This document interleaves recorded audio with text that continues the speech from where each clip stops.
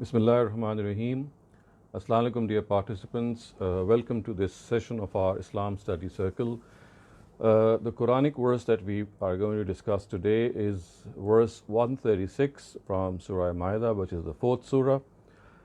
The words of this verse are Ya ayyuhallazina amanu aminu billahi wa rasulihi wal kitabil lazi nazzala ala rasulihi wal kitabil lazi anzala min qabl وَمَنْ يَكْفُرْ بِاللَّهِ وَمَلَائِكَتِهِ وَكُتُبِهِ وَرُسُلِهِ وَالْيَوْمِ الْآخِرِ فَقَدْ ضَلَّ ضَلَالًا بَعِيدًا. Believers profess faith in God and His Messenger, in the book He has revealed to His Messenger, and also in the book He revealed earlier. And remember that he who denies God, His angels, His books, His messengers, and the last day has strayed far. Viewers, we have been talking all along regarding belief not only in the Quran but also in all divine books. And although this verse has a number of other important points to make, but of very paramount significance is the point that it has made that as Muslims we are required to profess belief in all divine books. So the words are وَالْكِتَابِ الَّذِي نَزَّلَ عَلَى رَسُولِهِ وَالْكِتَابِ الَّذِي أَنزَلَ مِنْ قَبْلِ. So we have to profess faith not only in the Quran but also in the book that was revealed earlier. And of course the real book, or the book in its primary form that was revealed earlier and referred to here, is the Torah or the Old Testament, which was revealed to Moses. And we know that the later books were merely addition on this basic book vis-a-vis some of the aspects that were intended to be highlighted. So it is of tremendous significance that we have this positive attitude towards all books of God. So not only should we find time in reading the Quran and of course dedicating a part of the day to study the Quran, in a very similar way we must also dedicate some part of our lives and some part of our time to study previous divine books. So until and unless we are able to grasp and know what these previous books say and how they comment on the worldview and the views that we hold, our belief in the Quran will only be a belief which is basically done so that you profess faith for the sake of it. You can only be faithful to your belief if you understand, if you are able to know what you're doing.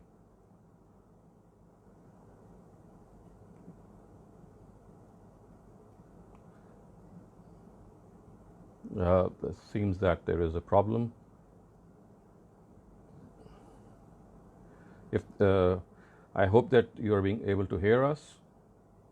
So as I was saying, that the most important thing that we need to understand here is the fact that not only believing the Quran but also studying the Quran and previous divine scriptures. And we must also understand that the way that the Quran actually refers to these divine scriptures is as if the guidance of God is still found in them. Remember, at the time of the Prophet himself, when the Quran was being revealed, the Old and the New Testaments which were present in those times, they were books which were actually. Hello? Can you hear us? So as far as the divine books are concerned, it is of paramount importance that this belief can only be held in these divine books if we study them. So there's no point in believing something which we don't understand. So just as we advise students of the Quran that if you have to believe in the Quran, then you must study the Quran. Similarly, when the verses of the Quran themselves say that we have to believe in previous divine books, so merely belief is not sufficient. So a belief can only be fruitful if we actually study the previous scriptures and understand what they say. And I was just referring to the fact that at the time of the revelation of the Quran, when the previous scriptures had already been altered to some extent, the Quran still called the Torah the Furqan. The Quran still said that it has guidance. The Quran still said that it has nur. Regarding Injil, it says it has nur. And the Quran has actually invited the people of the book to say that they have to follow the Quran, they have to follow Injil. وَلَوْ أَنَّهُمْ أَقَامُوا التَّوْرَاةَ وَالْإِنْجِيلَ وَمَا أُنزِلَ إِلَيْكُم مِّن رَبِّكُم.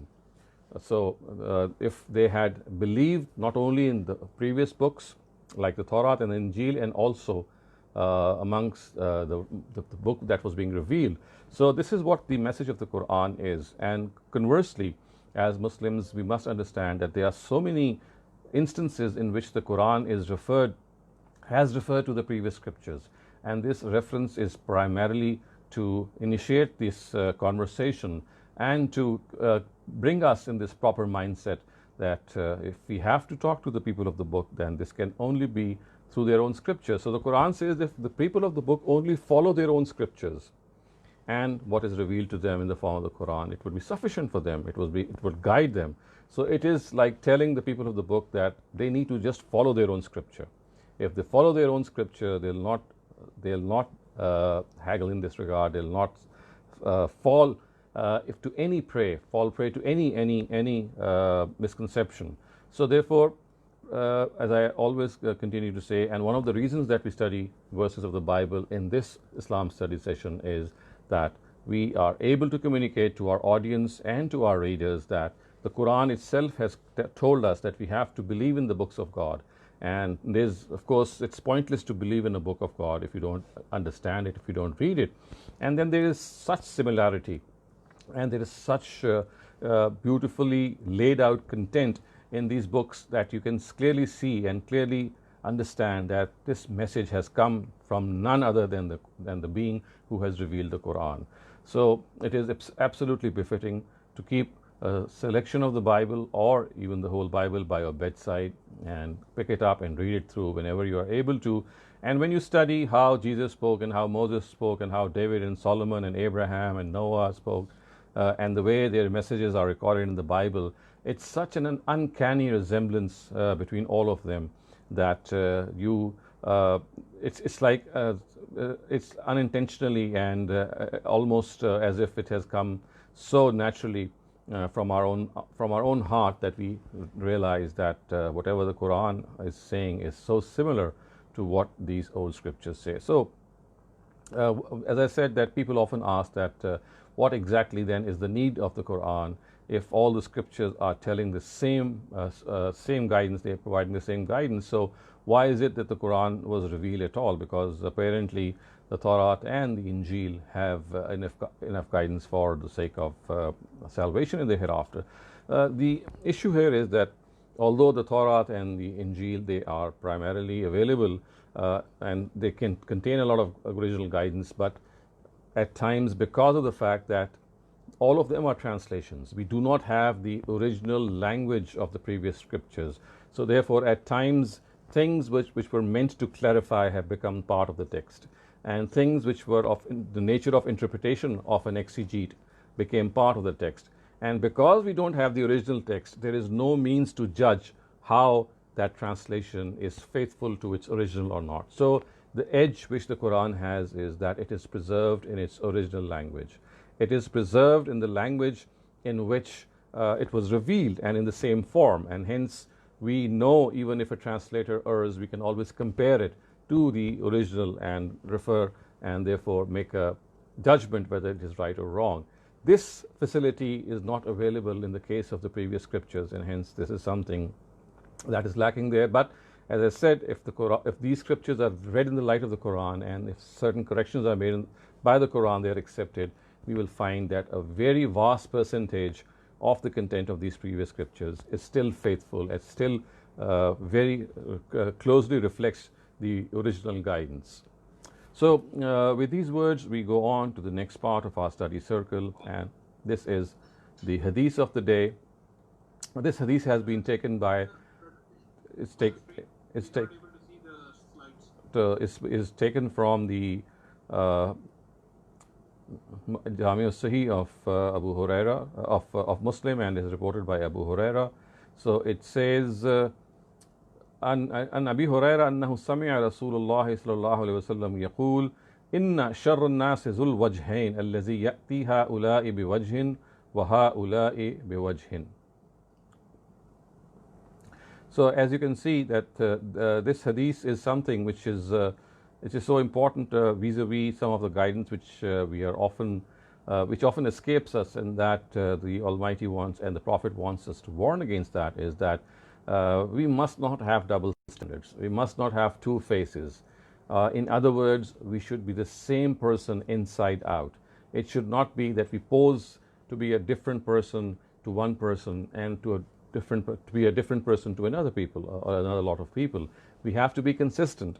We have to acknowledge who we are. We have to understand that even if there is a situation in which we might not be a good person or something that we might not like to be very proud of, but still of essential importance is that we must not pose ourselves to what we are not. And double standards or having two faces, this is something that is not recommended at all, and hence we have to understand that this is something which is detestable. We don't like people who have two different faces. We don't like people who pose differently before different people, and it is because of the fact that such a person always wants himself to be given an impression, so that the impression we get of that person is that he's a very nice person. He's not the person that we think that he actually is. So this is like deceiving the other person. So deception is something which of course is not correct. If we are not proud of our own selves, of presenting our own selves in public the way we are, then instead of posing wrongly, we should endeavor to change ourselves, and until then stay humble and say before other people that this is how I am, and I'm still in a continuous process of improving myself. But of course this is something which is very difficult. It requires a lot of courage, because when you want yourself to be the way you are actually presenting yourself inside out the way you actually are from inside, and that of course is not always something very pleasant. But we have to be bold, we have to be courageous, we have to present ourselves before people the way we are. If we pose ourselves to be a different person, we are actually deceiving that person, and not only deceiving that person, allow me to say that we are in fact deceiving our own selves. So unless we acknowledge our own mistakes, you see, deception comes when you think that your own mistake is something that you can never overcome, or it is something that will stay with you, or the fact that it has to be hidden. So all these things make you a person who feels ashamed of expressing that mistake, and he or she tries to deceive the audience that what he or she is not from inside. So as the hadith says, inna sharra an-nasi zul wajhain, that the most evil of people in the sight of the Prophet are those people who have different faces, who are not consistent in what they are. So let us pray to God that this is indeed a very difficult thing, and it's not imagine a mirror which not only reflects your face, it also reflects your soul, your inner self. We would never be proud of that inner self, because of the fact that there are so many things that we hide or we are in the process of improving. But let us be bold, let us be courageous, let us be humble also to accept our mistakes, and make this commitment that we are not laying any claim to piety. All that we are trying is to attain piety. We are struggling to become pious and pure individuals, and if this humble attitude is adopted, deception inshallah would be and can be easily avoided. Now we go on to the third part of our study circle, and this is the Bible verse of the day. This verse actually has been taken from the Gospel of St. Matthew. This is chapter number 7 and verse 12. It says, all those things then which you would have men do to you, even so do you to them, because this is the law and the prophets. So as you can see the title, that it is just treatment, and the way that has been penned down here, this beautiful piece of advice, it reflects that golden rule that we are aware of, which sages have taught us, which saints have taught us, which prophets of God have taught us, that do unto others as you would like others to do with you. So We have to be a person who would always be just in this cause, who would like to be treated the way he treats the other person. If he treats the other person the way he would be treated, then he's a person who is just. He's a person who is adhering to the golden principle. So it is indeed very difficult. We do expect others to be fair and kind to us, but look at our own selves, at how many times do we squander, do we fall short of this attitude. So this is something that we have to adhere to. And this one command from the Gospel of St. Matthew, chapter number 12, is so effective, it's so huge that it can literally change our lives. And it encompasses our whole personality, that all those things which you would have men do to you, even so do you to them. So all the things that you would like other people to do for you, you would like other people to be kind to you, to be compassionate to you, to be selfless for you, to be always praying for you, to encourage you, to hide your faults, to highlight your good points. All these things are the things that we would like other people to do with us. So let us be the people who would like to do the same for other people. And look how a person would change if he does the same things as he would expect others to do. His expectations would then be focused on his own self, on her own self. He or she would be concentrating that what am I doing for others, instead of always thinking about what are others doing for us. The whole focus would be that what am I doing for others. So this is the basic message of the verse, that if you would like something good to be done to you, you should behave in the same way. And when a person starts thinking in this manner, we can well imagine what immense change this brings to us in our lives. We always think that there is something that we have to do for others, and this is that attitude which prophets of God have instilled. Not only have they instilled with their own perfect examples, they have tried to conduct themselves in this way. They are always worrying if they might fall short. Look how prophets of God often think that they are not being able to do their duty, and look, because of the fact when their own addressees don't change, they think that there might be some fault with their own selves, that their addressees are not changing. And the Almighty has to assure them at a number of places that it's not that they are falling short. The fact is the other people have turned a deaf ear to their messages. So it's always an exercise in which we concentrate on our own selves.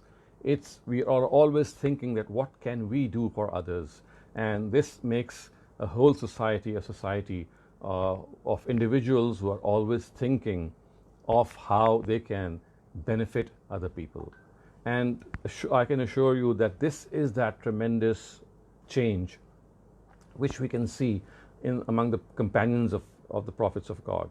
These companions, they were perhaps extremists when they had not professed faith, but when they professed faith, they became so to speak, they became extremists in piety, in goodness, to such an extent that people would still think that whether they are human beings walking on this earth or they're angels walking on this earth, because the amount of humanity that would exude from them would be almost sublime. It would be surreal, and one would simply think that this is something that that we are witnessing, as if we are witnessing people who are ideal in their approach. Alas, this is not the case with so many of us, and we always have this attitude of brooding and complaining, and always thinking what others have not done for us. So instead of brooding and complaining, we have to do our job and continue to do it regardless of what others do or not. So the second message which this verse gives us is that we have to do the good that we think that others deserve, regardless of whether they repay us or not. Because you see, what we can do is under our control. What others can do is not in our control. So we have to concentrate on what we can do, and this is best done by concentrating on our own selves. Now we go on to the last part of our study circle, and this is the discussion topic of the day. And the topic is that if I am born deprived in some way. So you see, this is one of the very important and very significant areas of human life, in which a person thinks that if he or she has been deprived of some quality, like for example, he or she is in the physical appearance that God has given us is not someone who is an attractive person, or he or she does not have an intelligent mind, or he or she does not have a personality which can be of a stature in which, of course, people who are born rich, they can do a lot of things for the benefit of other people, whereas people who are born poor, they not only struggle in life, of course, they can seldom do what other people can do. So there is this innate feeling that when the Almighty deprives us of something or which we can have no control, then perhaps God is being unjust to us. So this makes us a person who always broods and complains and always think of what we don't have instead of what we have. So the point that we need to understand, the point that we have perhaps understood from the guidance of our previous scriptures is that this is something that happens to all of us. We are not always born the way we would like to. We don't have the same status, or we don't have the same appearance as that we would like to have. But there is one area in which we can outdo others. So the Quran has actually singled out that particular area and has said that we should not covet things which others have by birth, because this is God's choice. God has given some people some attributes and some qualities which He has not given us. But then there is one area which is open and about which the Quran says, "Fastabiqul khairat," that outdo one another in deeds of righteousness, in being pious. So whether we are colored, or whether we are fair, or whether we have an appearance that is attractive, whether we have a personality which is attractive, whether we are born in a particular country, whether we are born to a particular race, whether we have an intelligent brain, in all these instances, we have to realize that basically what we are doing is that we are brooding on issues which are under the control of God. There is one area which the Quran says that is in our control, and that is to be a good person, to outdo other people in being a good person, to make God proud one day when we face Him. Look how this feeling would be when we feel God, we face God, and He feels proud that He created such a person. This is the area which is open to all of us. So deprivations which are God sent or God made are not in our control.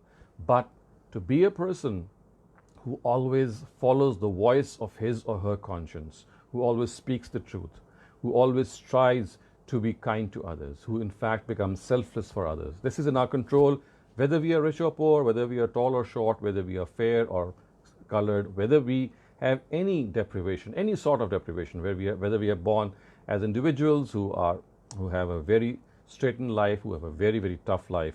Even then, the urge to do good is something in which we are free. We are not deprived in that urge. So deprivation is something which relates to things which are under God's control. But in this particular case, as the Quran says, "Fastabiqul khairat," that take lead in deeds of righteousness, because this lead, or this urge to take lead, is found naturally in us. And in this regard, none of us is deprived. None of us has any hindrance, as long as one is sane and true to one's own objectives. So viewers, with this a small discussion, we come to an end to our study circle. And if you have any questions, I will unmute your mic, and then we can have a discussion.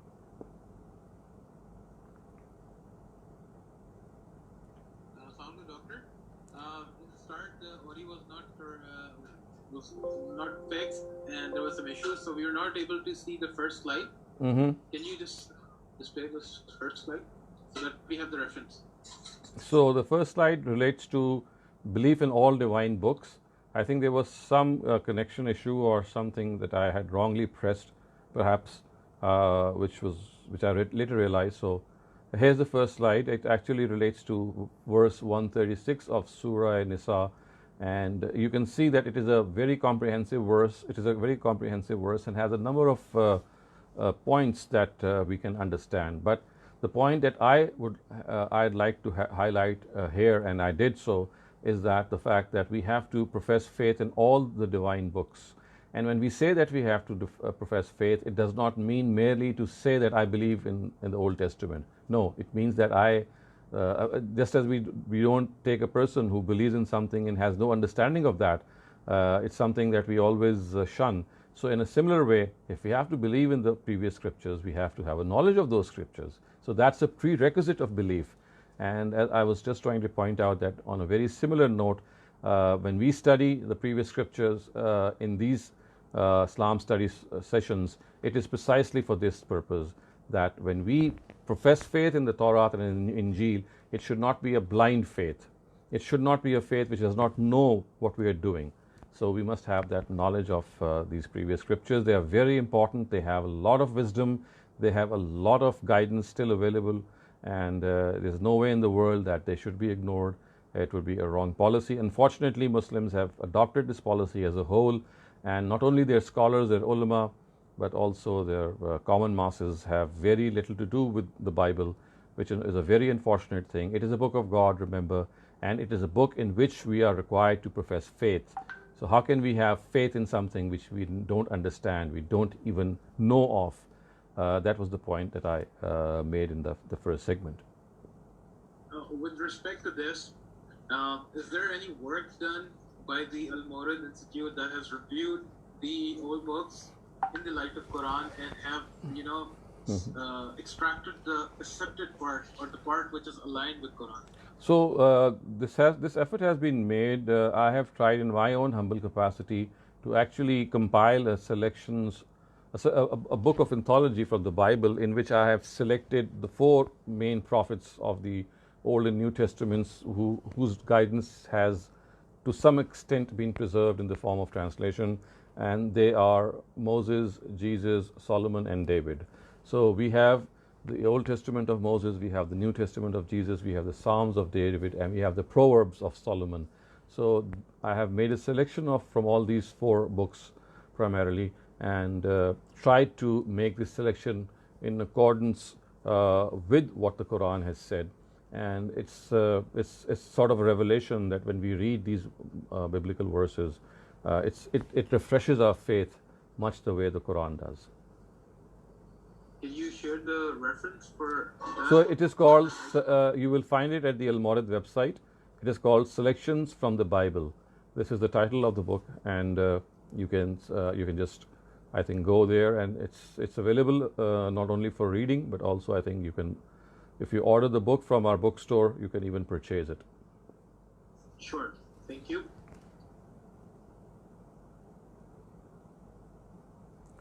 So, do I see another hand? Mushtaq Saab? Yes, sir. Please go ahead. Can you hear me? Yes, I can hear you. Yeah. Dr. Saab, my question is that these books have not been preserved in the original form. So they have been altered, and what part is altered, how bad it is. For an average person, there's no way to know that. So just blindly believing it and blindly reading it may give a distorted understanding of what was being said. So how did you separate the truth from the falsehood that had creeped into this literature? Basically, this is a literature now. This is not a divine. So you see, if you have the Quran in front of you and you make the Quran the final authority, you can judge so many things in the light of the Quran. So, for example, if the Quran denies crucifixion of Jesus, or if the Quran negates the fact that there is no such thing as Trinity, and you will be surprised to know that the crucifixion and Trinity themselves are not found in the original Bible. They have been made part of the Bible as an interpretation of certain verses, and they have become part of that. So this is one part of my answer. But the basic part that I'd like you to perhaps reflect on is that these changes had already been made in the times of the Prophet. Look, the Quran was revealed to the Prophet Muhammad, and the Quran is telling us to believe in these books, whereas they had been altered. Still they had been altered. So you can well imagine that this alteration was of the sort of some minor differences which when read in the light of the Quran could become very clear. Otherwise the Quran would never have said this. Remember, the Quran is telling us that after 600 years, it was revealed after 550 years after the Old Testament, and in that time the Old and the New Testament, they had actually been altered to some extent. But still the Quran is not telling us to believe in the original text, because that it was no longer there. It was telling Muslims that today, as they exist, you have to follow them. So this is a very important thing. You believe in something that you don't really trust the validity of it. You already know this has been altered. So you see, you have to ask this question from God. So why did God, you see, my dear sir, you have to ask this question, that even in this altered form, even then, why is the Quran, why is it the Almighty still asking us? You see, look what the verse is saying. Aminu billahi wa rasulihi wal kitab allazi nazala rasulihi wal kitab allazi anzala min qabl. Profess faith in this book. You see, this is what the Quran is telling us. I, of course, have no authority at all. I am just conveying to you what God is still telling us, that in spite of this this altered form, you still have to believe in it. And I tell you, after a number of years spending my time in reading these books, that there are very few verses which have this stamp of alteration. And that alteration too is basically because of the fact that we don't have the original language of that particular book, because some of the translations are not faithful to the original text, and this can be easily seen if we have the Quran in our own hands. And because the Quran had been revealed by that time, the Almighty is still telling us that you have to believe in this book. And at another place in Surah Ma'idah, it has told us that this Quran is a muhaymin. Muhaymin means a judge. It's a criterion. It's a balance which judges between the previous scriptures. So if we have the light of the Quran in our hands, it's so easy to actually decipher the previous scriptures. And as I said a number of times, the Quran is called, the Tawrat is Furqan, in even its altered state. And that is that the Quran was given the Tawrat was given to Moses, which was a Furqan, which decided good from evil. And regarding Injil, the Quran says, Fihe Nur, it contains the guidance, the light of guidance. So I think that there are so many verses which tell us, and unfortunately we have been ignoring these verses and ignoring the call of the Quran.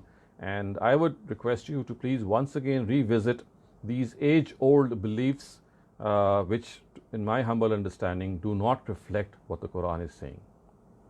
No, these are Quran for their own times, Torah and Injil. Quran is the Quran for our time. Yes, sir, you're correct. But but we have to profess faith.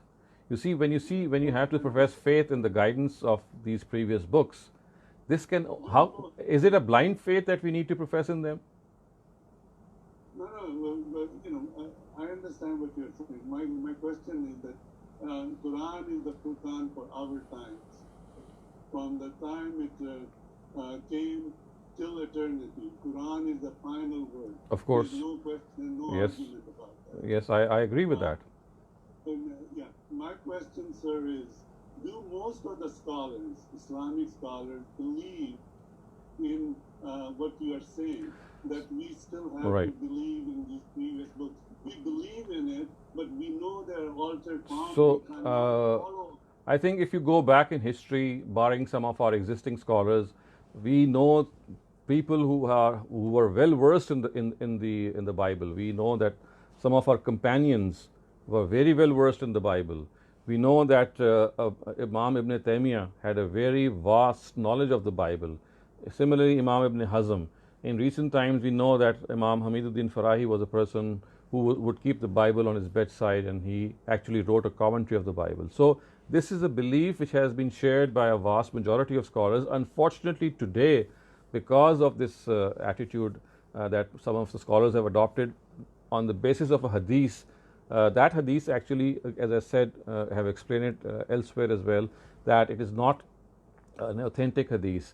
And if it has a certain context, and that is entirely different from what our people say. And the hadith is that When Umar Zitala Anhu was once reading or referring to the Torah, the Prophet became very angry. And this hadith is primarily used to tell us that, look, the Prophet was angry when Umar was reading the a previous divine book, and hence we also should not read it. So I always say that this narrative is not correctly ascribed to the Prophet. It's a weak narrative. And suppose, for example, if it has a context, if it has some sort of truth in it, then what the Prophet was telling Umar Zitala Anhu at that time was that when the Quran is being revealed, pay more attention to the Quran, because this is something which you are now being instructed with the Prophet present.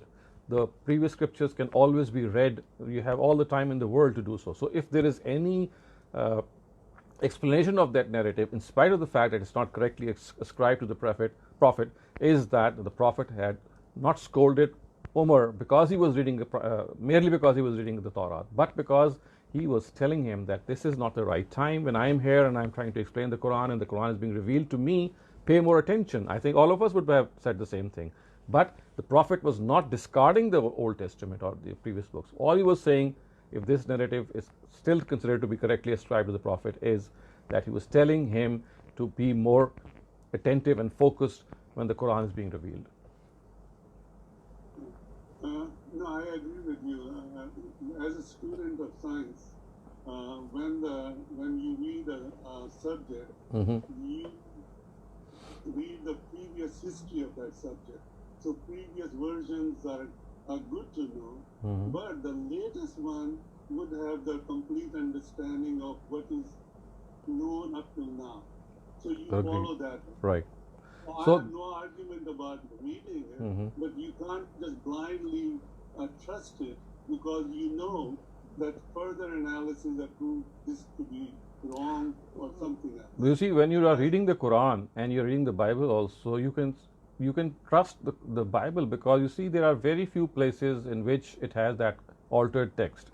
And if you would like still more research, then there are scholars who have actually presented, and if I would like, if I may refer that scholar to you. So there is this Indian scholar Maulana Abdul Majid Daryabadi, who actually after partition shifted to Pakistan. He died here in Pakistan in the 70s.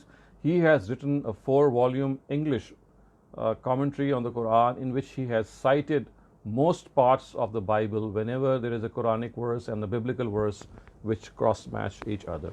And you can see how close they are.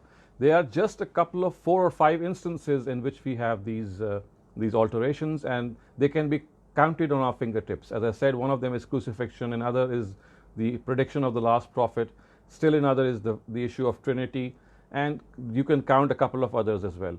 Other than that, the Bible, or the Old and the New Testament, they go hand in hand. This is something of a research that has been done, and you can consult that tafsir as well of Abdul Majid Daryabadi, in which he has shown that. So I think you don't need to be afraid at all if you know that there are a couple of issues which, of course, the Quran corrects the Bible. But the rest, you'll find that if you have read the Quran, you'll just see from your own eyes that you are reading no different. For example, if the Quran talks of justice, if the Quran talks of 5 times praying the prayer or offering the Hajj or the sacrifice, you'll find very similar verses in the Bible as well. Look what the Quran says. The Quran says that the Salat or the Namaz was not begun in the time of the Prophet Muhammad. It pre-existed him. It predated him. Abraham was the one who instituted Hajj, or the prayer that we read today. So these references exist in the previous scriptures as well. So I think that if you're just a good student of the Quran, you'll find out that this trust in the Bible is automatically there, because as long as you're reading the Quran and the Bible simultaneously or in parallel, except for those 4 or 5 nagging issues, you'll find the two in perfect agreement. Yeah, I asked you a question last time also about this, that whether Prophet encouraged the Sahaba to read the previous books or not. And I was not sure you answered that question or not clearly. So if you could please explain. We do not find any reports. You see, always remember that history is not always everything that has been reported. There are so many things. It's not that the Prophet sat down one day and he said that, okay, whatever I'm doing, you have to report it. history, the way it has been narrated, or the hadith that has been narrated, is a fragmentary account of what went on in that time. We have to rely on the history aspect, the way it has been covered by the Quran. The Quran is the basic historical document. Look what the Quran says. The Quran is asking us to believe in these books. The Quran says, La nufarriqu bayna ahadim min rasuli, that we must not differentiate. So instead of looking outside the Quran, because we have very few things available in this particular question that you have asked, look in the Quran. You'll find out so many references within the Quran which tell us that we have to study the previous scriptures, because believing in the previous scriptures, there's no point of believing in a scripture if you don't understand it. It's like a blind faith which God has never asked us. The Quran has referred to the previous scriptures. For example, in the Qisas verse, it says, "Katabna ala bani Israel annahu man kataba nafsan bighayri nafsin." That this rule of eye for an eye and life for life. It was, the Quran says, "Katabna ala bani Israel." We actually made it incumbent on the Bani Israel in their book, and we have adopted the same in our own book. And then it says that for example, the 9 signs which were given to Moses against the Pharaoh, the Quran only mentions 2 of them. The snake, the one in which that staff or the rod of Moses turned into the snake, and the one in which his hand became white. The rest of the 7 signs, it says, refer to the Bible. Go and see. And if we go in the Old Testament, we find out the rest of the 7 signs.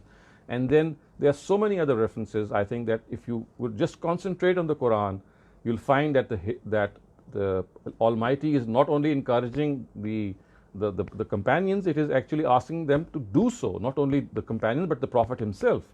So I would request you to rely on this area, on the Quran itself. We don't need anything outside the Quran. And I'm not saying that we don't go outside and look for other things. The only thing is that we have very few material available on this outside the Quran. But the Quran is absolutely vocal that we should read these books. Mm-hmm. Okay. So do we have another question? Can I ask a question, please? Ji, please go ahead. Dr. Shehzad, I want to ask you that we all know the Quran, we all know the Sunnah, we all know the importance of zakat, prayers, roza, everything. But what happens is that when we pray and we are an example, I find with my own family and children, very often they just sit and I keep pushing them to, okay, go say 3 first namaz. But out of my 3 daughters, one is extremely careful and 2 are just very, very lazy, and so it bothers me, and I am worried because I'm responsible for what happens to them. What will they say in front of Allah? So why is it people don't get affected by when they're seeing things? Whether it's my daughters, my son-in-laws, it's a puzzle to me. I think you should realize that it was even a greater puzzle to our Prophet when he saw his very close members of his family, his uncle, some of his aunts, in spite of the tremendous power of persuasion which the Prophet had, he could not convince many people, and he would fret on that. He would feel really, really embarrassed and also very sad that he was not being able to put across many of the things that he has been presented by the Almighty to his nearest and kin. So I think that we have to realize, as the Quran has said, "Innama anta muzakkir lasta alayhim bimusaytir." As far as we are concerned, we are people who have to just present the message of God. Whether a person follows that message or not is none of our business, and it also does not relate to us. God says, you cannot give guidance, it's only I who can give guidance. Your job is just to present that guidance. And also, we have to be very, very meticulous and sagacious in presenting this guidance. It should not be something that we do repetitively. It should not be something that we keep forcing ourselves. It has to be something which should be done in a very subtle way. And if you do something in a subtle way, you'll find out that it has worked. The fact is that we often try to rub our suggestions into people. We don't realize that they're adults. We don't realize that they have their own life, and it is between them and their God. What we do is that we try to enforce our own opinion, which is, of course, something that we should not do, and also realize that in our own times, we were also slack. It was only after maybe some years that we became regular. Dr. Shah, the problem is that they are religious. It's not that they don't follow anything. It's just that I think they tend to be a little lazy, and I mean, like my eldest daughter is so particular about her 5 namaz. My second and third. So as I said, I think you should just leave them alone, because you see, they are grown-up adults. They know that it is essential to pray. If they are not doing so, your insistence is not going to perhaps contribute very much. It might actually make them even more averse. So I think that what best you can do is just leave them alone. That occasional urging may be good, and you're praying in front of them. That is sufficient. Otherwise, they are free to do what they are doing. Don't. They will become. I think maybe it's just young people take time. Okay. Right. Thank you so much. Thank you very much. Okay, viewers, with this we come to an end of our study circle, and it is hopefully, inshallah, we'll meet in the next week, which is the beginning of the next month. Until then, it is Khuda Hafiz. Please take care of yourselves.